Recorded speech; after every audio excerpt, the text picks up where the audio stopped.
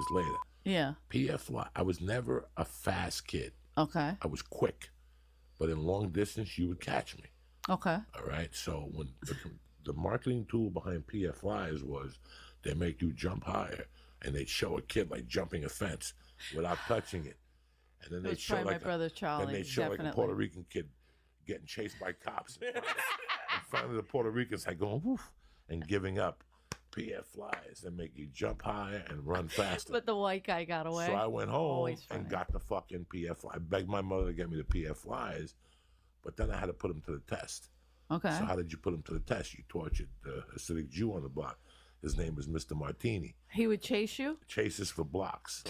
Chases for blocks. In all that clothing? In the black suit with the whatever. Dog, His curls are flat. He's he like didn't have pissed. that. He didn't have that. Okay. He only had like a little curl and he wore the thing. He was the typical slumlord, like what they call a slumlord today. He lived 3 houses. He owned 3 houses that were next to each other, but he lived in the basement of the middle one. So you weren't even allowed. There were metal bars with those spears sticking out. Yeah. Like little chings like that. And like we would play games. kind You of weren't thing? even allowed to talk in front of his house. Oh, I hate people like that. So he would come we out had a of the lot of house. those. He would come out and go, hey, go down the fucking block if you guys want to talk. So the first time he did that to me, even at that age, I was like, you don't own this file. Like, I was Cuban. I was trying to be American. I thought I knew all the American rules. It's a free country. Yeah. So I told the guy. You got to use that every time. I told the guy right off the bat, I go, it's a free country, pal. He goes, it ain't fucking free, you spick motherfucker. Go down the fucking block. So I'm like, spick motherfucker, really? Free? Okay. So I got me and my little dirty guys, and we just started on the slow torture chamber. Eggs to his building. Eggs. We egged everybody. Fucking toilet paper. If we killed a rat, we'd fucking throw the rat in the fucking thing. And then he'd come up with the rat in his hand and go, one of these days I'm going to catch one of you little motherfuckers, and I'm going to eat you for lunch and all this shit. He was tough. But Mr. Martini was a reputation that Mr. Martini caught you, he'd fuck you to death and then kill you. So all the kids, you were scared of Mr. Martini. Of course. So we would set him up with traps. We would fuck with him with traps. Oh, yeah, like if he passed it past the corner, you throw a fucking stick at him. I mean, we had Mr. Martini tortured. That's great. And then other kids from the block would come on, and I would make him go in front of Mr. Martini's house. It was like a dare, yeah. I would go, let's go play stoop ball in front of Mr. Martini's house. That's when you slam the ball off the stairs. Stoop ball, step ball? Oh, we must say that. No, stoop ball is when you hit the ball off the stairs that step bounces out, and you have to catch it for a single or double. So we would play stoop ball, and he would lose his fucking mind. He would come out and say, what did I just tell you, little motherfuckers? So my mother had a legua, and this other thing. A legua is the thing that you put by the door. And you're supposed to put candies in it and silver coins and pennies. Is it for like luck or something? For luck. So I would take a handful of the change. And in those days, those little poor white kids, they'd kill a motherfucker for a quarter. Because it was a soda for a quarter. They'd kill a motherfucker. So I would tell them, come here, guys. You guys want to make a quarter? And they would go, yeah. And I would throw the quarter into Mr. Martini's basement. And they would know that you weren't allowed. And they would jump the fence. Then Mr. Martini would come out at him with a stick and shit. With their PF fangs on or whatever the You don't know how many kids would come back to me beat up. I love and go, that. you motherfucker, you trapped me.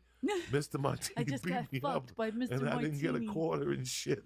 I would just take new people and throw a quarter over there and make them jump over.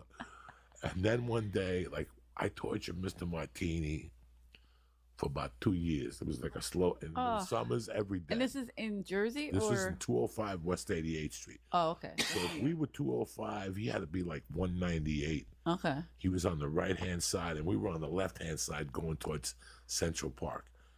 And, dog, we would just hang across his house and say shit. So we couldn't hang in front of your house. Right. So now we cross the street, and that territory in front of his house on the street, we created that game that's like pool, but only you play it with like coins. Yeah. You play, and you have to go through circles. Number 1, number 2, number 3, I forgot the name of that. Number 5. And what you Dead did box. was you removed the circle Dead thing box. from the chair. Dead box. And he didn't like that either. And then there was one day in the summer where the trees would get refilled with dirt balls. Shit balls? No, dirt balls. So it would be balls that were just made of dirt. Oh, it was just dirt that was compressed, and they would plant new trees and put those dirt balls around. Listen, you could throw them at people and they'd just blow up. It would just be dirt when you got hit with it. That's amazing. On that day, it was Mr. Martini Day. Like, you know how you have like National Donut Day? Yeah. National Secretary's Day. Whenever those trees got filled up, you knew to go outside that you were going to bombard Mr. Martini at some point of the day. That's amazing. So we started bombarding him with the fucking dirt balls at first. Little by little. Pa, pa, pa, pa, pa, pa, and we'd run away and he'd chase us. And then one winter, I remember hitting him with like a Kennedy assassination of snowballs. Like 4 of us got together and he got hit with snowballs from every fucking direction. But I had my PF flyers on. I knew I could get away with them. Yeah, you're fast. I ran this motherfucker all the way to Spanish Harlem, 88th Street. Holy shit. Down to Broadway. And then after like maybe 90th Street, we just started walking. And it was getting dark out. Like, this is how. So he's still following you. This is how long the jaunt was. Shit. We started torturing him when it was daylight. Yeah. And we ran so far and so long that when we were coming back on Broadway, it was already starting to get dark. I'll never forget this. Yeah. And it was Christmas time. And these kids think playing Fortnite's fun. It had to be like 8 of us or 7 of us that eluded Mr. Martini. And at that time, we weren't giving each other high fives. We were just walking back going, Fuck him. We got him. And on the corner of 88th Street, there was a photography store. And right there, some guy sold Christmas trees. I will never forget this. And we're walking. And as about we're going to make the left onto 88th Street to walk to our prospective buildings, something made me look. I saw the tree jiggle a little bit. And I looked at the tree. And I saw Mr. Martini's hand. Look at this fucking guy. Mr. Martini's hand, put his hand through the tree, opened it up. He's like, I got you. And then we all ran fucking home. Somebody was asking me a couple of weeks ago, like, what was when I look at Mercy now. A Jew coming out of a Christmas tree has got to be frightening. It was fucking, he was dressed in the black and he chased us. And I still remember hitting my building and running up the stairs. I didn't even have time to take the elevator. You probably didn't even touch a stair. And I didn't stop at 3 because I knew that there was another staircase on the other side of the. So every floor had two staircases. So I ran them up to like the 6th floor. Then I hit the staircase and got up at 3 and went to my house unsafe. And he never fucked with me again. But that day I knew Mr. Martini was going to kill one of us. Like, I knew it eventually. If you kept poking this bear. Weren't you like 6 or 5? 6. 7. But that was what you did back in the day. You stayed out. The kids on 148th Street were Puerto Rican, Irish, Italian, a couple Jews, and all of them were tough. But we're talking same age range and everything. Same age range. Different world up here. Before I got into Santeria, my mom would send me up to my godmother's house on 148th Street and Broadway. 20 blocks from the epicenter of the world, Harlem. You're 20 blocks from Harlem. I was the heartbeat of New York City. I'm 20 blocks from the heartbeat of New York City. 6'5". Oh, wow. So I'm hanging out down there on 88th Street playing buck and killing rats. 148th Street, 6 years old, you're killing rats. Complete different game. First day on 148th Street, they came up to me, how you doing? Ricky, whatever, and all of a sudden they're like, what do you want to do? I'm like, I don't know, I play stickball. And they're like, nah, you want to see a body? I'm like, what are you talking about? They're like, let's go see a dead body. I'm like, I like these kids. They took me down to West Side Avenue, and they had some guy who had been hit by a car. This is the 70s. This is like 65. There was no CSI. If you got hit by a car, you were there for like 2 or 3 days. You saw your first dead body? The first dead body I saw, he was already had the flies on him, and they just threw plywood over him. And he was starting to stink like from 10 feet away. Like he had just been there maybe like these kids were, he was right by the Hudson River. And we would walk down to the Hudson River. And then finally 2 days later, we went down there. It was a crime scene, obviously. Some fucking, in those days, people didn't jog. Yeah. It's not like today that there's jogging. Yeah. I can kill you. I can kill you and drop you on a 170. They'd never find you. Today, these fucking joggers, they're out there looking around.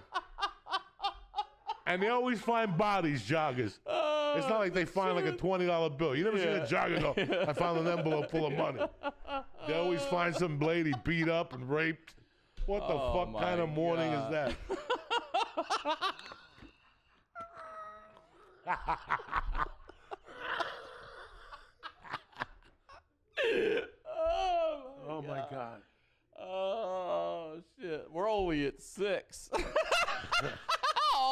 We're only at 6.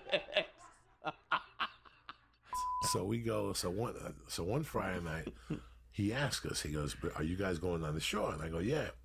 He goes, "Come help." And I go, "I can't because me and Rago are going into the city, and to get a few 8-balls, because we had to kill time that night.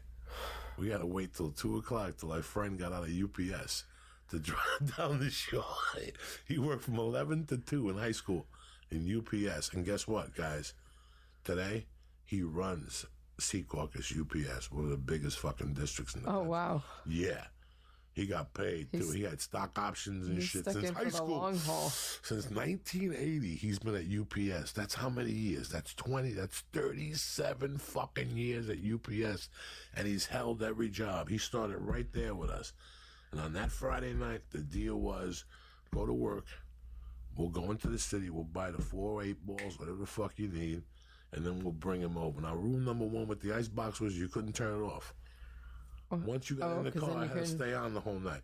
You couldn't turn the car off till you got to your destination. So the car can't heat itself. Against my better will, I go, Ray, stop at 178. Let's get a bag of reefer. If we're gonna go down the fucking down the shore, let's get some reefer too. In those days, we used to go to 178th Street, maybe 180, and there was a pool hall. And you walked in the pool hall, you walked to the back, and there'd be a guy with a pool table with 20 different types of weed, 20 different types of packages. You tell them what you want, you give them the cash, they'd buzz you out. Boom, nobody said nothing. We go up there, the guy gives us papers. I go in the car, we roll the number. On the way down, I get Rago tuned up. Between 180 and 135, we're fucking tuned up.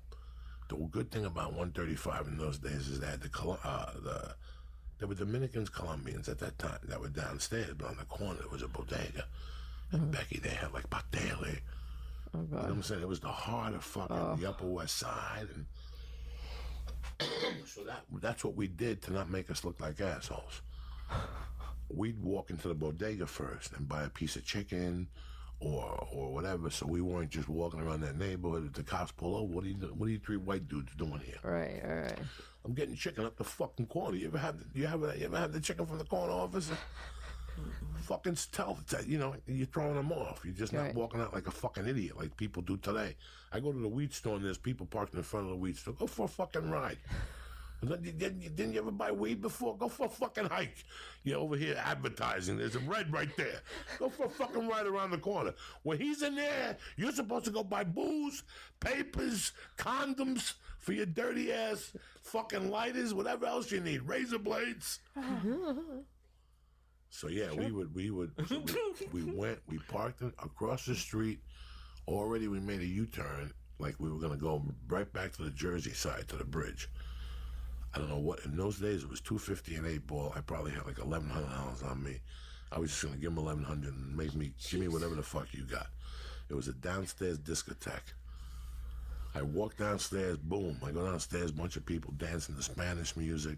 The guy's a horrible DJ. He's going from like Spanish music to that's the way, and it's not working. He's scratching the albums worse than I do here. But wait, at 18 you were spending $1,100? It wasn't my money. It was your money, Becky's money, my money.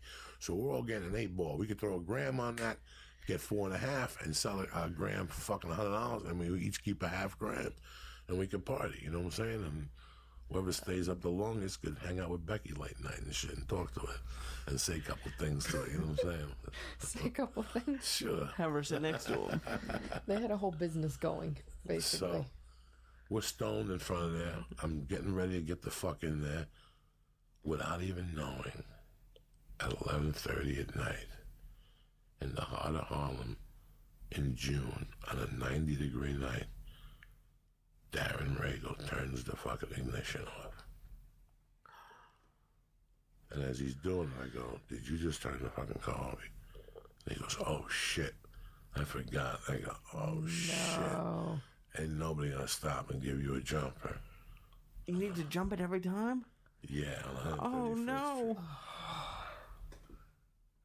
Did you just abandon the car? No, I can't walk into these fucking savages downstairs.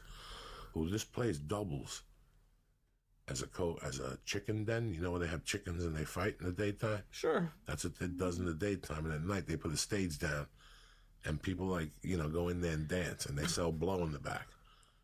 It was classic. So I can't ask them to come out. This is their spot here. Yeah. This is their spot. So there's no way I can go in there and ask them for jumper cables. And by the way, I need a jump. So I walk the fuck in there. I salute everybody. They all know me. Hello, como está mi mano? Oh shit, Cuba's here. You get to talking. You had to go into a little DJ booth, and the guy had a scale right there where the DJ booth was. That's how wide open it was. And the door had to be open because he would stick his hand. You see the door on top here? He would niche it out, and he would put blow up there. And he would take out the bag and go, what do you want, 35, 20? I want an 8-ball. As a matter of fact, here's $1,100. And he had an assistant who came in, and the assistant would get the fucking aluminum foil. In those days, they still gave it to you in big aluminum foil. So he would go, what do you put in there? Un octavo as an 8. Vaya. He would cut out aluminum foil perfect for an 8. So that night, we filled it up. He gave me like 6 aluminum foils. I had more aluminum foils than fucking aluminum foil. I walk out there. I fucking go to the corner. Now, the bodega, they got a dog that's tied up in front of there. You got to walk past the dog that's tied up. Is it like a nice poodle? Like a cute little dog? No. Is it like French a guard bulldog? dog or He's what? like a German Shepherd that was raised in Harlem. He got hit by cars like 8 times. Oh, no. Nobody gave him love. The bodega guy tied him up there and throws him scraps and calls him fucking racial slurs and shit. You know what I'm saying? It's one of those type of dogs that's angry at life. If you're going to walk into that bodega, you got to walk past that fucking dog. How'd they get business? So Were they biting all the... You have to walk up to the corner, walk down, and then creep into the store in the back around. and hope the dog ain't fucking watching. If you think I'm fucking crazy, I go in there, I buy some pastelito carne, a couple Coco Ricos, because that's what you do when you're on the Upper West Side hanging out with fucking Spanish people. I walk back across the street, I give Darren a Coco Rico, a couple pasteles, I start eating them. I go, Darren, how are we going to start this fucking car? He goes, bro, every once in a while, the car takes, and I start it, and we can get the fuck out of here. He goes, I just wanted to tell you, no. Oh. He twisted and it didn't fucking take. No, So now we're on 135th Street in Amsterdam with fucking, I don't know how many grams of blow on us in a fucking car. 2 kids with New Jersey licenses. So if a cop comes by, are you fucking crazy? What are you doing here? What the fuck are you doing here, you dumb motherfuckers? You guys have drugs? No, we don't. Let me check the fucking car. Don't make me go get a fucking dog. That type of shit. You're dead. You're dead. You're sitting there like... So I told him, I said, we're dead. So we got 2 choices. We got 2 choices here. We could sit in here until the fucking cops come, which is no air conditioner, no heat. The car's got nothing. We got the windows open. Or we could go for a fucking hike and go sit on the corner, stash the blow, and from that payphone, call UPS and call Stinky and tell him what's going on here. He's got to pick us up. And that's exactly what we did. And we had to sit on that fucking corner with the blow hidden in a garbage can until Stinky came over, got us, jump-started our car, and then Stinky, who loved fried chicken, kept saying, I got to go in there. And he did, and I'm standing on the corner. Every time he'd go into the fucking bodega, I'd yell at the dog, come on, and the dog would bite Stinky. And Stinky would, stop, man, stop. I didn't still do nothing. Because Stinky... Would he show up in a UPS truck? No, at this time, no. He was, at this time, he was he comes to pick him at up. this time, he was a loader. They were legit to quit. But the Alis were the first people I ever met, ever, besides my godfather, that ever spoke to me about sex. And then I had this Puerto Rican dude on my block, Puerto Rican Nelson. He lived in the back. He was a bartender in the city. He used to always ask me, and he wasn't a freak or nothing. I always thought that at one point he would molest me. Yeah. And even till today, I think deep sometimes. Did fucking Puerto Rican Nelson ever molest me? Because he used to always have a robe on and slippers and shit.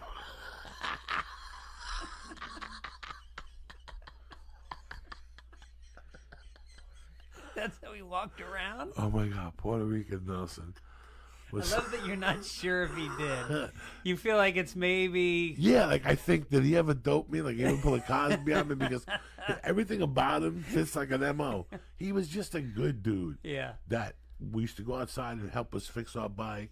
And he was a Spanish dude. And he was just, he had the sideburns and the leather jacket, and it was the fucking early 70s, and I moved to Jersey, and he would talk to a bunch of us, and one day he would take us in the back. His claim to fame with me was that I became friends with him. And I go over there, and he had a black friend that had went over to the Rock of Gibraltar, and he brought pictures back, and then he would just talk to me. And then one day, he asked me you